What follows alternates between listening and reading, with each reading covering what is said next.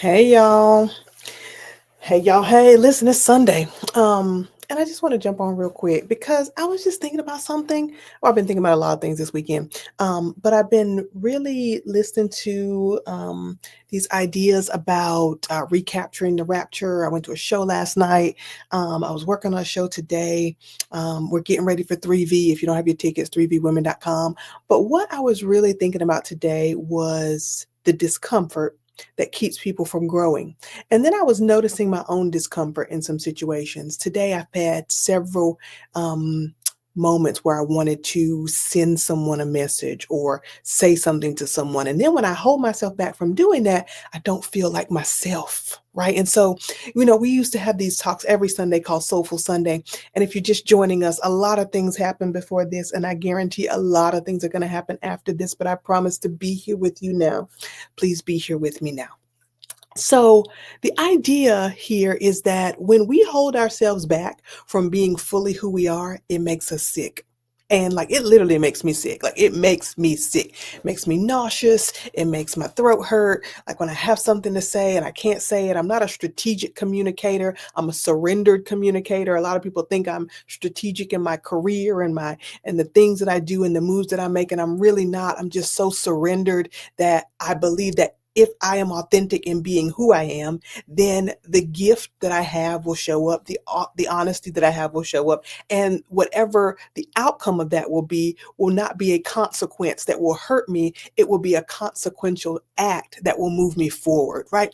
And so when we think about what really makes us sick, we have to really understand dis-ease and how discomfort can lead to dis-ease if the discomfort is ignored. Right. So if something makes you uncomfortable, we first get to the idea that this discomfort can be turned into inquiry, a better question of why am I uncomfortable? What's making me uncomfortable? And then we can address that inquiry with curiosity rather than running in fear.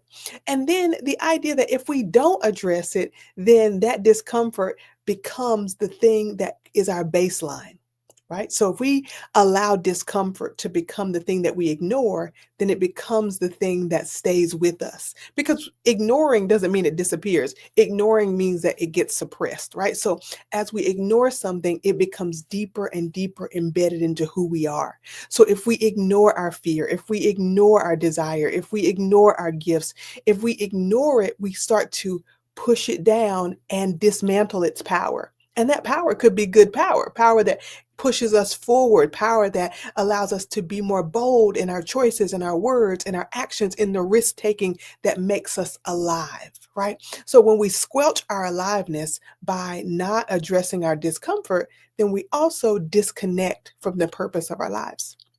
So I just wanted to jump on real quick and just talk a little bit about that because I don't know if you know what makes you sick. A lot of times we're like, oh, we're sick and tired of this, or we're sick and tired of that. But really, we're saying we're sick and tired of having to be someone that's not ourselves. Like maybe y'all remember or know the comedian Jim Carrey. He was just in, Sonic, but he used to do a lot of really amazing comedy shows, sketch shows before.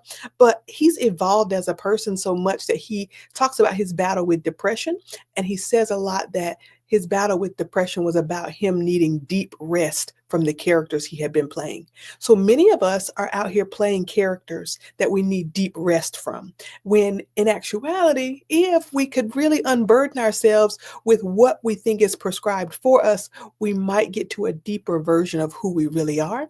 And that authenticity would actually lift the burdens that make us feel like we need deep rest. It would actually give us more aliveness, more spontaneity, more joy. And so I just wanted to jump on this Soulful Sunday and just say, whatever it is that is causing you dis-ease or discomfort, I pray that you have the courage to address it, not just in this moment, in this day, but each day of this next year that is coming and beyond, so that you become more of who you really are and that the world is able to absorb your gift in a way that no one needs to be afraid of.